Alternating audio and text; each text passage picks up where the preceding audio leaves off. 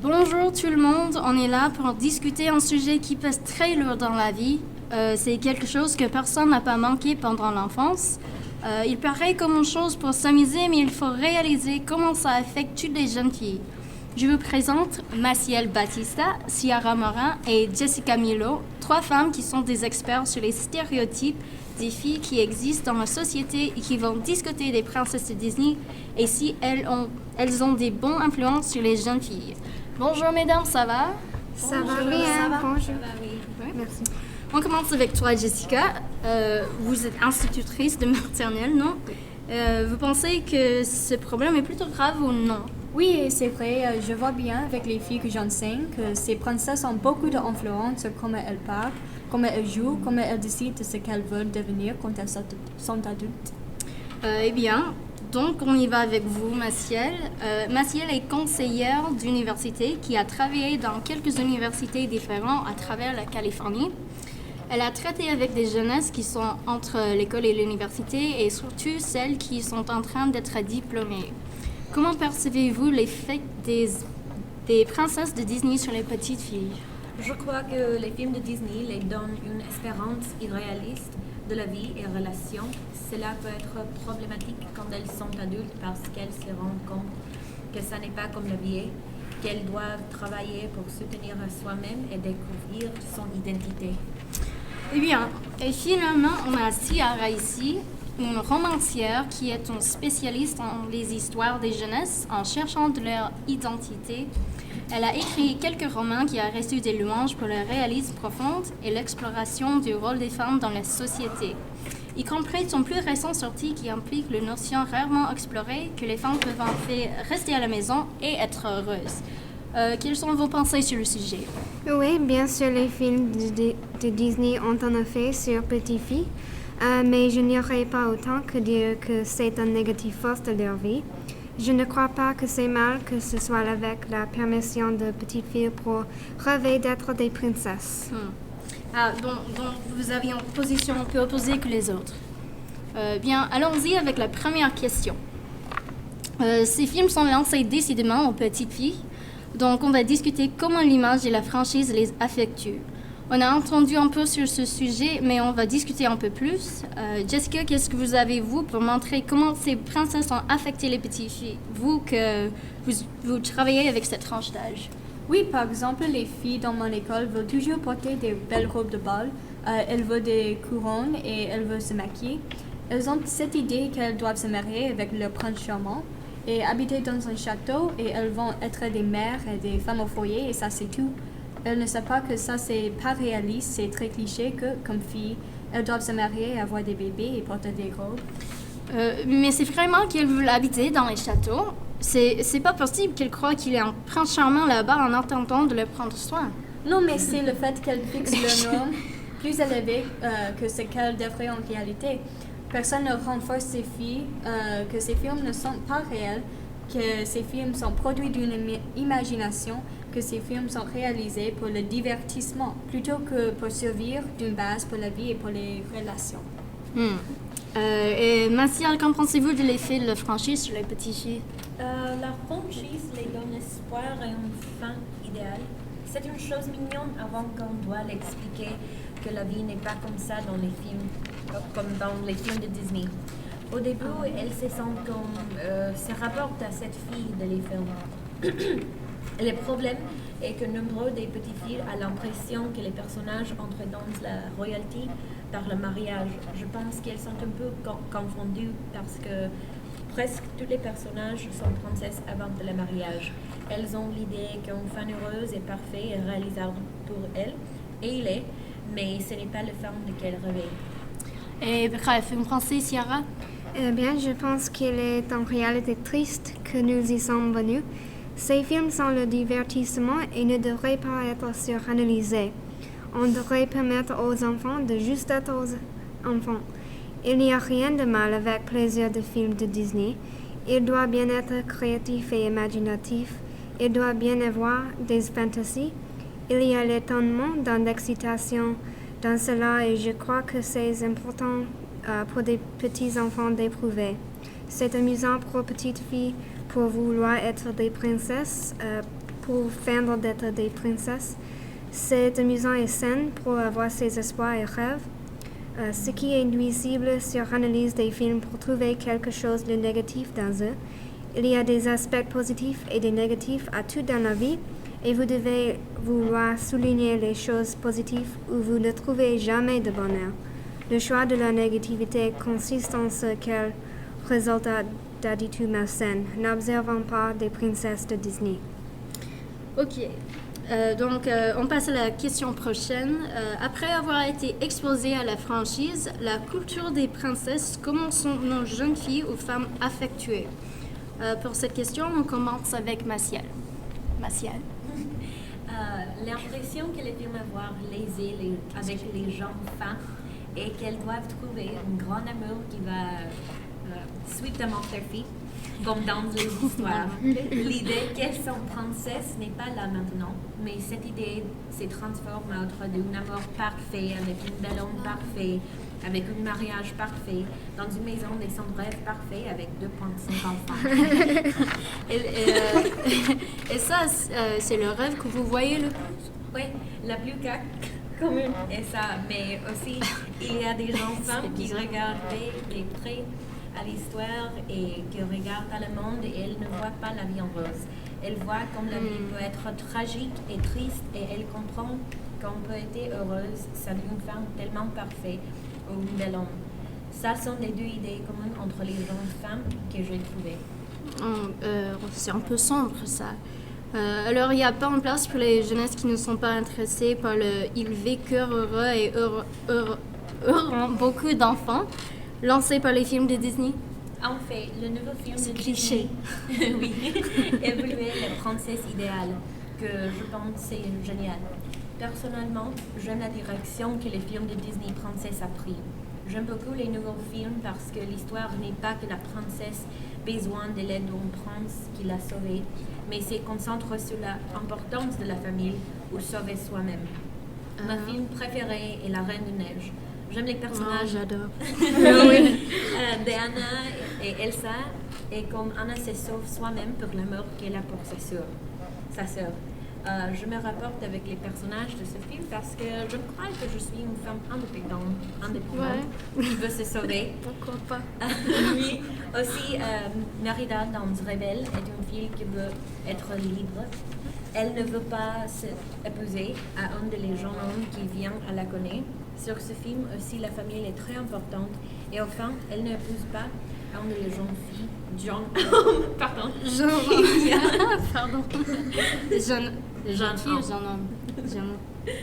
jeune homme qui vient. Oui. Quelqu'un d'autre? Oui, je pense aussi que La Reine de Neige est un bon film. La franchise de Disney prend une nouvelle direction et décrivant des femmes dans des rôles différents. Anna et Elsa sont des femmes fortes, plus indépendantes, qui s'occupent et je pense que c'est super. Les femmes devraient se sentir autorisées pour suivre leurs propres désirs et buts. La réunion d'un homme et se mariant est une belle chose, mais cela ne devrait pas être le seul but de la vie. Oui, c'est vrai, la franchise a évolué un peu. Et vous, Jessica? Je crois que ces films avaient donné aux jeunes femmes, quand elles étaient petites filles, bien sûr, l'idée que quand elles sont adultes, elles n'auront pas de difficultés parce qu'elles voyaient ces princesses qui tombaient amoureuses avec le prince qui était toujours beau, qui était toujours gentil et affectueux. Et donc, quand elles sont adultes, elles se rendent compte que la vie n'est pas comme ça. Je trouve que la plupart des jeunes femmes, vu qu'il y a en fait des hauts et bas, deviennent déprimées parce qu'elles pensent que la vie ne satisfait pas leurs attentes. Mais je suis d'accord avec Maciel et Sierra. Je pense que les films d'aujourd'hui, comme La Reine des Neiges et Rebelle, sont plus réalistes, dont les filles sont plus indépendantes, elles ont du pouvoir, elles n'ont pas besoin d'un mari pour être contentes. Ces films sont le type de films qui a de bonnes influences sur les jeunes femmes. Très bien. Et je suis d'accord, en fait, c'est très très bien. Alors, nous avons des opinions un peu négatives jusqu'au présent. Au moins plus négatives qu'on s'est habitué quand on parle des princesses de Disney, bien sûr. Mais c'est important de se souvenir qu'il existe des femmes qui sont en fait heureuses et très contentes d'être femmes au foyer. Si on est familier avec les mouvements féministes, on sait que parmi toutes les filles et femmes qui ont lutté pour avoir les droits égaux, et c'était bon ça, il y avait des femmes qui ont préféré être à la maison. Les femmes qui étaient même offensées par l'idée que leur travail à la maison ne valait rien. Pour ça, on commence avec vous, Ciara. Les princesses de Disney absolument peuvent faire. Les jeunes filles rêvent de se marier et deviennent des femmes au foyer. Disney peut le faire que penser les hommes soient parfaits et les relations sont faciles. Mais quand les filles grandissent, elles apprennent naturellement en observant leurs parents et ayant leur propre expérience avec des relations. Elles comprennent que des relations durables et saines prennent engagement et le travail, que rien n'est pas parfait. Dommage.